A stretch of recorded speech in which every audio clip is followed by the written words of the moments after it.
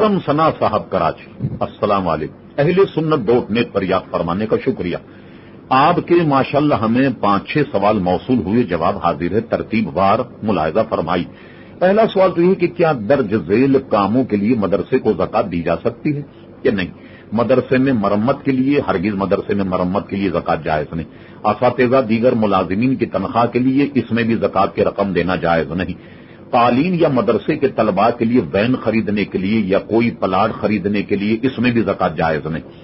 کیا زکات کسی ملازم کی شادی کے لیے دی جا سکتی ہے؟ ہاں، اگر کوئی ملازم زکات کا مستحق ہے اور وہ 52.5 تولے چاندی جتنی رقم یا اتنا پیسہ نہیں رکھتا تو وہ آدمی زکات کا مستحق ہے۔ اگر وہ شادی کرنا چاہتا ہے اور زکات کا مستحق ہے تو اس کو زکات کی رقم دے دی جائے، اب وہ اس سے شادی کرے یا ولیمہ کرے، یہ آپ کا درد سر میں، البتہ زکات آپ کی ادا ہو جائے گی۔ خاص یہ نہیں کہ ہم شادی کے لیے دیں، جو مستحق ہے اس کو دے دیں اور اس سے وہ شادی سر انجام پائے تو اس میں کوئی شرن حرج نہیں اور آپ کی زکات ادا ہو جائے۔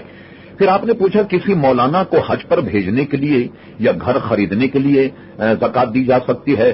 تو دیکھیے، مولانا اگر وہ زکات کے مستحق ہیں تو ان کو رقم دے دی جائے اور اس رقم سے وہ حج کر لیں تو ان کا حج ہو جائے گا۔ کب؟ بشرطے کہ وہ زکات کے مستحق ہیں۔ اور اسی طریقے سے اگر مولانا کا گھر نہیں ہے، نہایت فقیر آدمی، وہ زکات کے مستحق ہیں، تو ان کو اگر مکان خریدنے کے لیے پیسے دے دیے جائیں زکات کے اور وہ اس سے مکان خرید لیں تو یہ بھی جائز ہو جائے گا۔ فدیہ کیا ہے اور کسے دیا جا سکتا ہے؟ تو فدیہ جو ہے وہ بھی اسے دیا جائے گا جو زکات اور خیرات کا مستحق ہو۔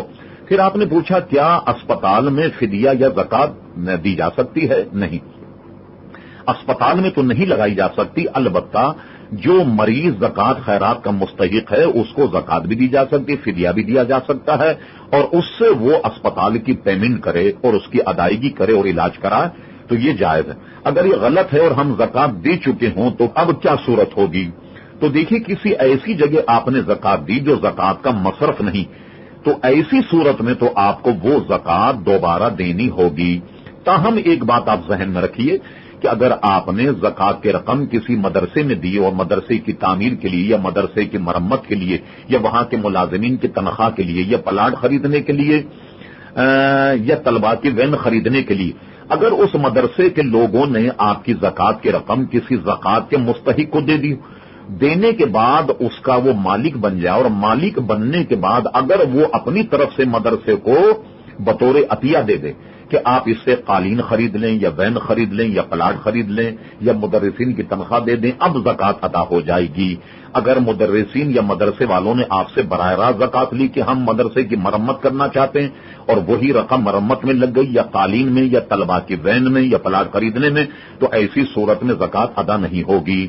آپ یہ ذہن میں رکھیے گا کہ زکات میں تملیک شرط ہے، یعنی جب تک آپ کسی کو زکات کے مال کا کلیتاً مالک نہ بنا دیں اس وقت تک زکات ادا نہیں ہوگی۔ تو مالک بنانا ضروری ہے، تو طلباء کی وین خریدنے میں، پلاٹ میں اور ملازمین جو ہیں ان کی تنخواہ میں یا اس میں تو ظاہر ہے کہ تملیک نہیں پائی گئی، تو ایسی صورت میں زکات آپ کی ادا نہیں ہوگی۔ جہاں جہاں بھی آپ نے دی آپ کو دوبارہ زکات دینی ہوگی۔